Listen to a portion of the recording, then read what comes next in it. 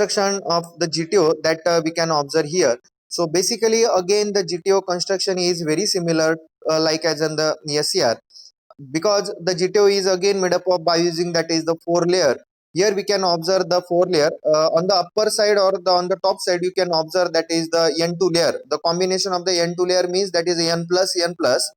Okay, and on the bottom side you can also observe that is the N plus N plus. So this N plus N plus means that is the N2 layer.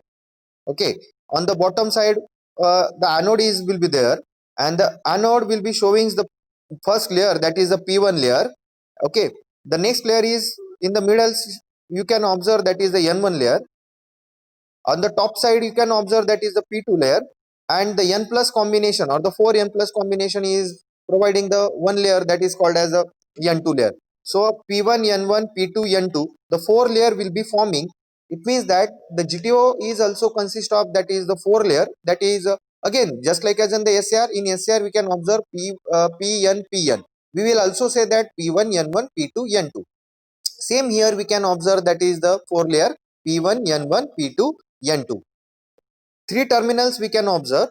Anode, on the bottom side we will observe the anode. On the top side we can observe the two terminals. One is that is the cathode and the another is that is the gate. And the three junctions that you can observe on your screen, that is J1, J2 and the J3. It means the GTO and the SCR construction is same. There is no any change, because in SCR we can observe that is the four layer. In GTO we will also observe the four layer. Three terminals in the SCR. Here we will also observe the three terminals, anode, cathode and the gate. Three junctions in the SCR we will again observe that is the three junction J1, J2 and the J3. So the construction point of view we will observe the GTO is very similar. Okay, but if we observe that is the symbol on your screen, you can observe the symbol of your GTO. Then here we can observe the symbol. It is not a similar to the SCR, because whenever we can observe the symbolic representation of the GTO, then here we can observe that is the two arrow head across the gate. So one arrow will in the inward direction and the one arrow will be coming that is the outward direction. These two arrow or the position of the arrowhead will be showing that the GTO is consist of that is the two arrowhead. So these two arrowhead means the one inward direction arrow position will be showing to turn on. It means whenever we can providing the gate pulse, okay, the one gate pulse you can be providing across the anode and the cathode or through the gate terminals. When we can be providing the one gate pulse, so the gate pulse we can be providing is a positive gate pulse, or the positive gate pulse is means Ig is the positive.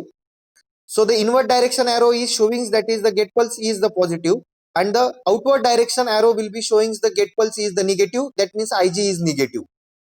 Okay, so these two arrowhead position will be showing that whenever you can providing the positive gate pulse, that means Ig is positive, that times the GTO is turned on, and the negative gate pulse is showing that, or we say that the Ig is negative, then the GTO is turned off. So basically how it is possible? So again we can observe that is the, here we can observe that is the working principle or the two transistor analog of that is the GTO. So these two transistor analogy is showing that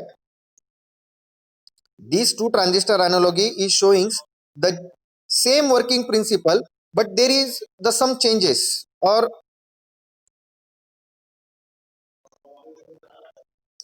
how we can turn off the SCR is very important.